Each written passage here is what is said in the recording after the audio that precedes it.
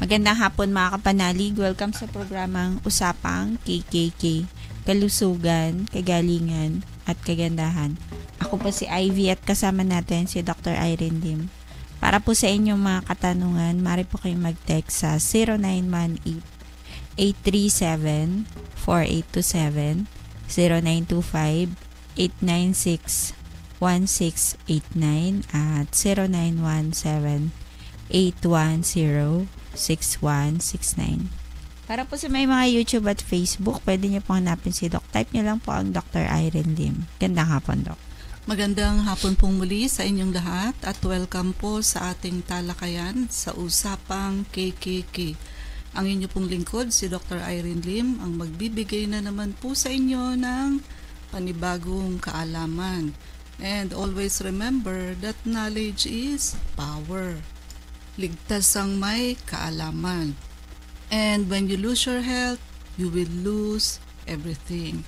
And paki-like, share, and subscribe po. I-type nyo lamang ang Dr. Irene Lim both sa YouTube and sa Facebook. At yung mga na-miss out nyo hong topic, pwede nyo hong balikan dyan sa mga episode natin. Usually 1 or 2 days after airing na ipopost na po namin yan. No? And our topic for today is losing weight and longevity. So, ayon daw ho sa ating local survey, 40% ng mga kababaihan ay overweight or sobra sa timbang. Samantalang 15% lang ng kalalakihan ang mataba. So, meaning ho, mas marami sa kababaihan ang mataba kaysa ho sa mga lalaki. Bakit ho kaya? Siguro ay isa yung reason wherein ang mga nanay, alam nyo naman ho sa Filipino family setting, yung mga nanay ho, kakain sila pagka patapos na yung mga anak dahil hinihintay ho yung mga tira ng mga bata at yun ho ang kakainin nila. Ganun ho ka-close family ties ang mga Filipinos. Paano natin malalaman kung mataba ka o hindi? Sobra na ba sa timbang o hindi? Isang simpleng paraan ho ang pagsusukat sa tiyan. Ayon ho sa isang pagsusuri sa Asia, ang dapat na sukat ng tiyan sa level ho ng umbilicus dapat ay 36 inches lamang sa lalaki at 31 inches sa babae. Waistline po yan. And pagka ho lumampas ka dito sa sukat na ito, medyo hindi na ho masyadong healthy at kailangan na hong magpapayat dahil baka ho magdulot na ito ng mga sakit tulad ng diabetes, arthritis, and heart problems. And bukod ho doon, marami pa hong ibang sakit. Ang isa ho sa risk factor kasama ho ang high blood yung pagiging overweight and obese. Actually, even cancer. Mas risky ho for cancer ang taong sobra sa timbang, lalo na ho kung obese at mataba. Bakit po? Kasi ho, ang cancer cells, mas marami hong receptor site for sugar compare sa normal cell. So, lalo na ho sa panahon ngayon, di ho ba na-discuss natin yung mga refined white flour products, yung mga pagkain ho na gawa sa puting harina. So, bakit ho bad ito? Kaya nga ho nagtatabaan ng mga tao ngayon. Dahilan ho sa mga pagkain nakapaligid sa atin na napakasasarap naman din po talaga kung taste lang ho ang ating susundin. Tulad ng mga cakes, pastries, di ba? Cookies. Ang dami hong tao na medyo very creative, nakakagawa ho sila ng sari-saring masasarap na pagkain. Kaya lang ho, di ho ba ang harina, galing ho naman yan sa grain, di ho ba? So di ba ang grain, may 3 layer ho yan. Outer, middle, and inner layer. Ang problema ho natin, pag sinabi mong refine, tinanggal na ho ang outer and inner layer niyan. Wherein andoon po ang vitamins, minerals, fiber, protein. At ang natira lang ho, yung middle layer, which is what? Starch. When you metabolize it, it is sugar. So, lahat ho ng gawa sa refined white flour products o sa Tagalog ho, puting harina ay wala na ho yung ibang sustansya kung hindi asukal. Kaya ho, ano ang side effect sa mga kumakain? O edi tatabaho dahil puro carbohydrate, puro sugar. So ano ho ang resulta? Number 1, pagka ho tumaba sa pagkain itong mga white flour products. Siyempre ho, obesity. Siyempre ho, pag obese na ang pasyente, magkakaroon na ng diabetes. So, also ang pasyente ho, pwedeng maging depression. Can also be due to puro sugar po. And lastly, ayun, pwede hong magkaroon ng cancer. Kasi nga ho, mas marami ho yung receptor site for cancer ng cancer cells kesa sa normal cell. So, ibig sabihin ng receptor site, yun ho yung pinagkakabitan. So, halimbawa, yung kinakain ho nating sugar. Halimbawa, kumain ka ng donut. So, mas marami ho ang kakabit na sugar molecule sa cancer cell kumpara ho sa normal cell. Kasi sabi natin, mas marami yung receptor site. So, kung ang receptor site ng cancer cell sa sugar is 20, ang receptor site lang ho ng normal cell sa sugar is 10. O, edi ho yung 20 molecule ng sugar kumabit ho sa cancer cell. While 10 molecule lang ng sugar ang kumabit sa normal cell.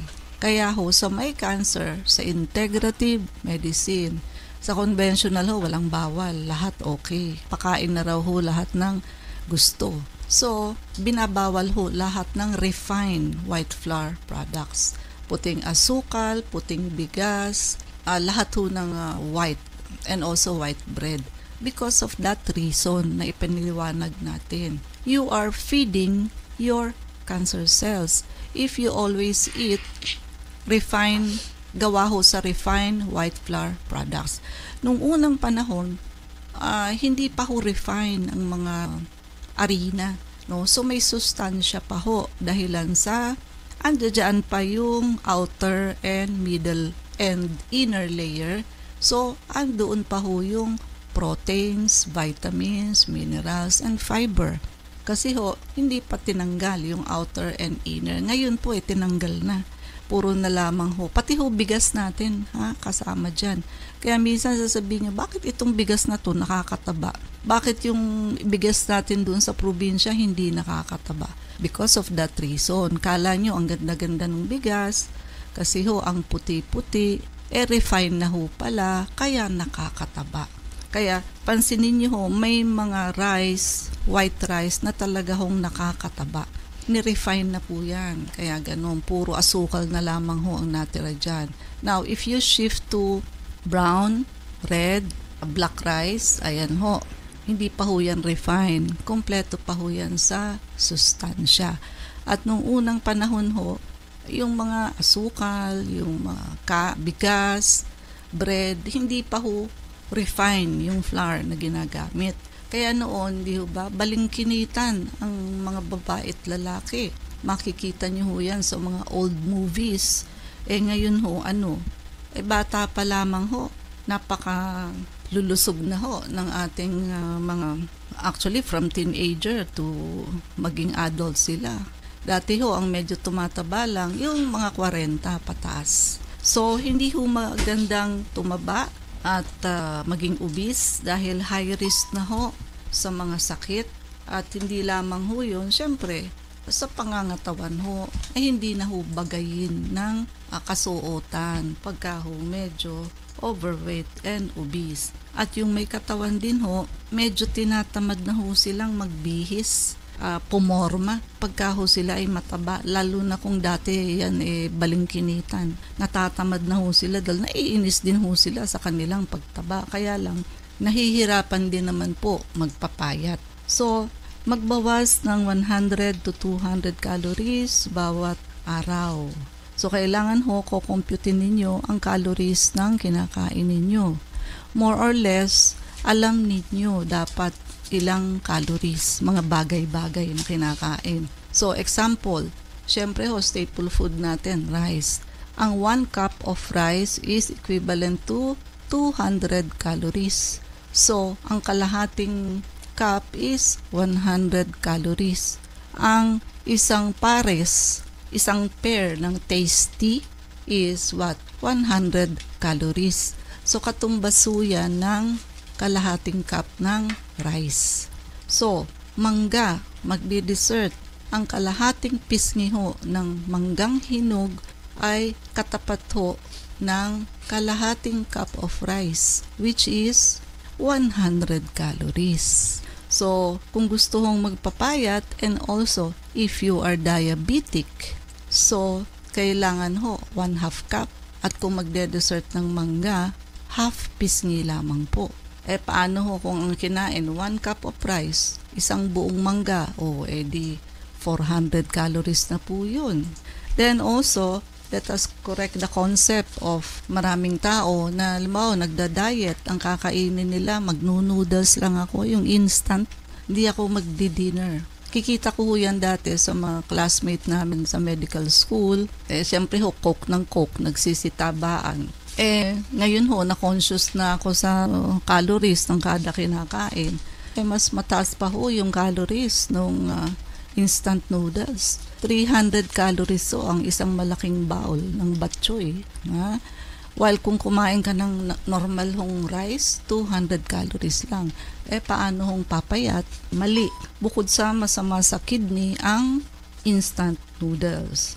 At halimbawa ho, kailangan laging isang serving lamang ang kada dessert. Kung gustong magpapayat and if you are diabetic, i-google nyo ho dapat kung ilang piraso ang halimbawa lansones or grapes.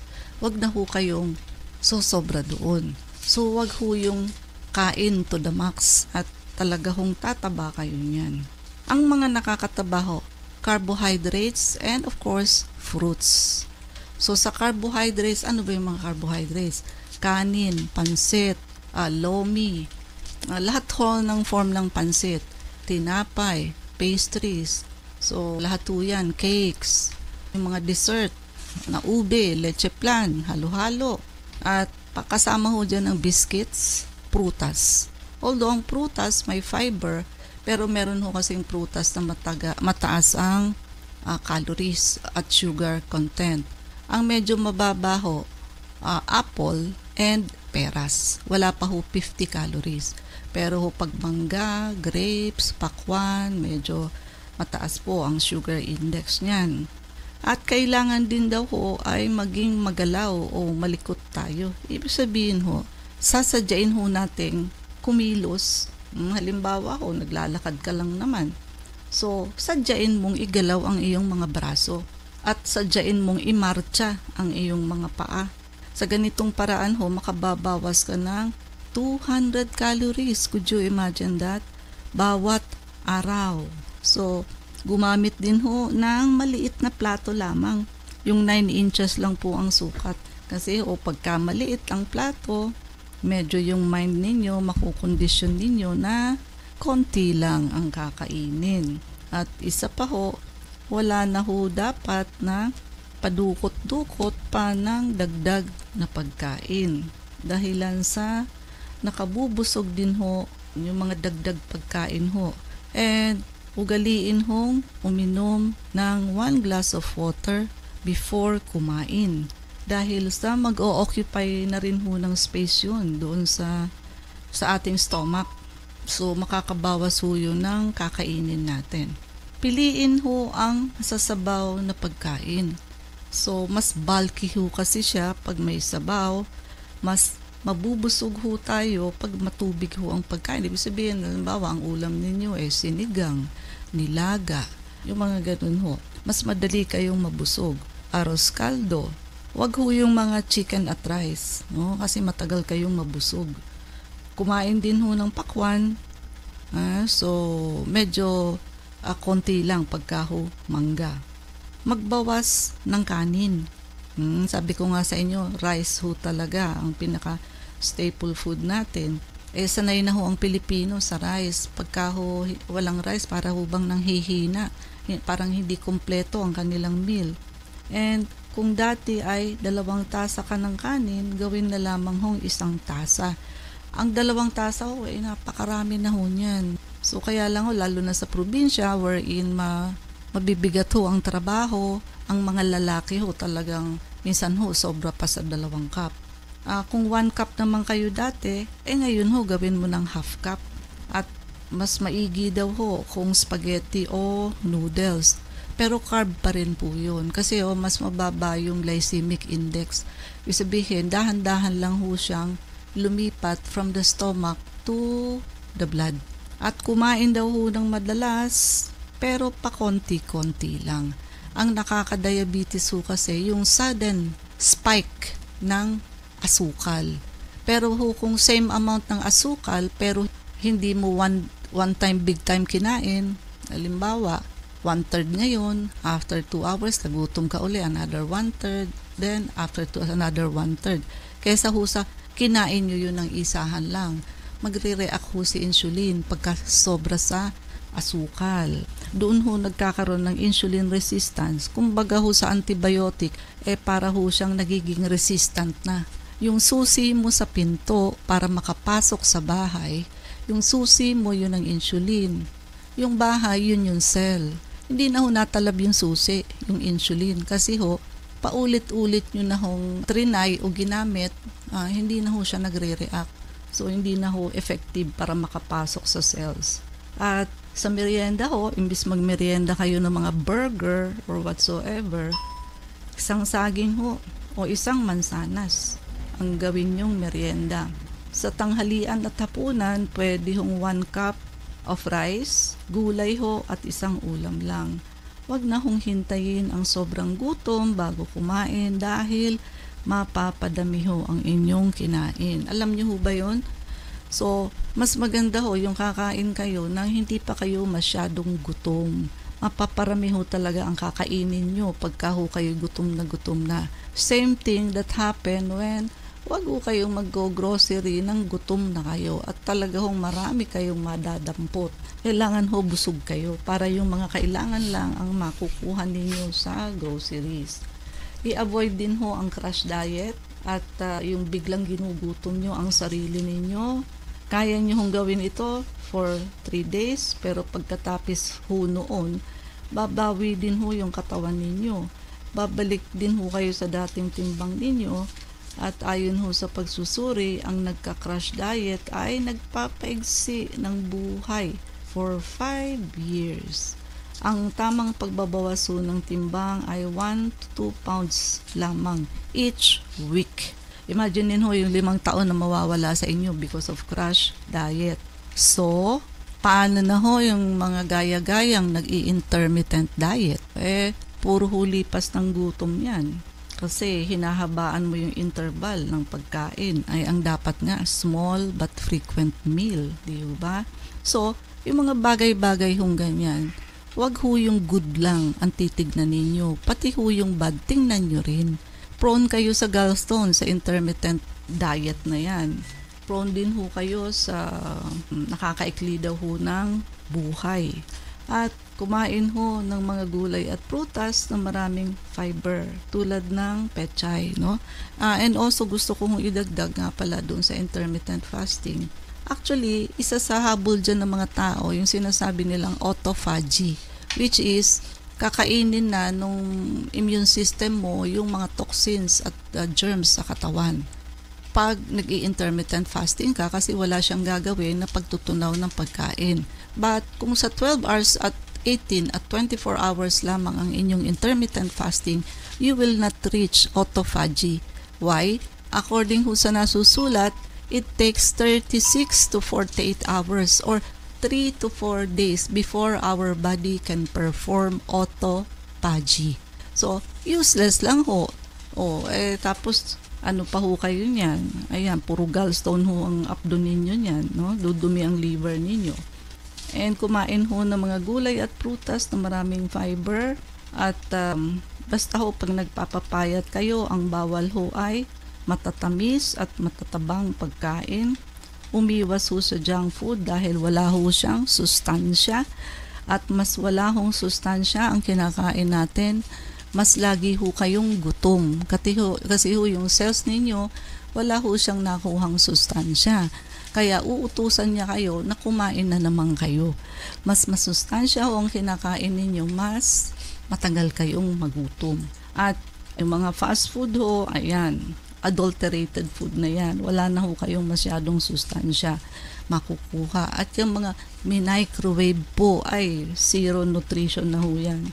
And makatutulong din ho uminom ng multivitamins pag nagda-diet kayo kasi baka ho makulangan na kayo sa sustansya at kailangan nyong bumili ng timbangan at tape measure. And also, sa longevity, ano ho ang dapat? Ang sabi ho, wag daw hong magpakabusog. Katulad ho ng Okinawa sa East China Sea ay may pinakamahabang buhay ho kumpara sa ibang tao sa mundo. Yung iba ho naglampas 100 years old. At ano ho ang sekreto? Basta may laman lang ho ang tiyan nila ay pwede na. At hindi naman sila gutom, ngunit hindi din ho sila busog. Yun ba hong malagyan lang ang tiyan? Kasi ho may mga pag-aaral na nagpapakita na ang mga taong payat ay mas mahaba ho ang buhay kaysa sa taong sobra sa timbang. At ang dahilan ho dyan, of course, mas overwork po ang ating digestive system at buong katawan natin pagka ho, doble ho ang trabaho ng ating atay, lapay, yung asukal sa dugo, pagka labis ho ang kinakain natin. From karne, lahat ho ng organ natin sa katawan magtatrabaho. Once doble ho ang output niya dahilan sa dami ng kinain natin. So in short ho, mas nakapahinga yung ating buong system sa katawan pag kaunti lang ho ang ipaprocess niyang food. Para din ho yung sasakyan, compare mo ang taxi sa private car. Yung mga tao ho sa Okinawa, sa East China, parang private car lang ho. So, ang gamit nila sa sasakyan, kaunti lamang. Kumpara nyo ho doon sa ginawang taxi, wherein ang dami-dami hong kinakain, mataba siya, obese, overwork po lahat ng parte ng katawan. So, sino ho ang mas tatagal ang buhay? Yung kotseng private car o yung ginawang taxi? So, alam nyo na ho ang sagot. Yung private car ho ang mas tatagal ang buhay. Ivy? Para doon po sa mga nais magtanong, mag-text po kayo sa 0918-837-4827. Usap. Welcome po muli sa Usapang KKK. Ako po si Ivy at kasama rin natin si Dr. Irene Lim. Dok, tanong ni 1810, hindi po ako diabetic below 100. Bakit po nagsuswell ang aking bukong-bukong? Hypertensive po ako at twice na stroke. Survivor po ako. Tanong lang po. Okay, so hindi naman ho diabetes lang ang pwedeng mag-swell, uncle. So ang una niyo dapat isipin pag ganyan, baka ho mataas ang uric acid ninyo. Tsaka mataas ang BP. Tsaka mataas ang BP ninyo, ayun ho, pwede ho kayo mag-hypertension nun. Ay Di ba swell. nagmamanas yung may CHF? Yes, no? So, mas hindi ho akma sa diabetes ang pagmamanas. So, tapos sabi nyo nga, ilang beses na kayong na-stroke. Malamang hindi controlled. Probably ho, nung na-stroke kayo, hindi controlled ang BP. And probably until now, hindi pa rin ho controlled ang blood pressure ninyo. Pakiayos ho ang inyong blood pressure kasi kahit na umiinom kayo ng maintenance, kung hindi naman ho enough to control, pwede ho kayong magmanas. At ayun, high risk pa rin ho kayo sa stroke. So kung gusto nyo hong maiayos yan, magpalista ho kayo ng check-up sa clinic para ho malaman natin at maiayos po lahat. No? So lang tayong oras, so mangyari po lamang na kayo magpalista kung kayo ay magpapacheck up. So Unit 1101, Clinica Medica 101, Centuria Medical Makati, Salamanca Street Corner, Kalayaan Avenue, Makati City. So ang landmark ho natin is along Makati Avenue, yung corner General Luna Street. Kailangan lamang ho magpapalista kayo ahead And open ho ang clinic, pati ho Saturday, Sunday, and even holidays. Yung mga numero. Pwede po kayong tumawag sa 546-9412. Pwede rin po kayong mag-text sa 0925-896-1689 at 0917-810-6169. Prevention is better than cure and health is the best investment. Regaluhan niyo po ang inyong sarili ng pagpapacheck up para ho ma-auscultate namin ang likod ninyo. Maagapan ho kung kayo ay may asymptomatic or walking pneumonia. And isabay nyo na ho ang vector scan, naka-promo ho kami. Sabayan nyo na ho ng detoxification and blood cleansing program kasi yan hong dalawang procedure na yan na mag-a-address sa root cause ng halos lahat ng sakit. At para ho doon sa wala naman hong karamdaman, gusto lamang hong magpalakas, magpaputi, at magpaganda, meron ho tayong beauty drip for everybody. And paki-like, share, and subscribe po. I-type nyo lamang ang Dr. Irene Lim both sa YouTube and sa Facebook. Ivy? Please like us on Facebook. Account po natin ay Klinika Medica 101. Maraming salamat mga kapanalig sa pakikinig sa amin sa hapong ito. Abangan niyo po muli kami bukas alas 4 ng hapon sa programang Usapang KKK. Kasama natin si Dr. Irene Lim. Ako po si Ivy at sumain niyo ang katotohanan. Salamat po.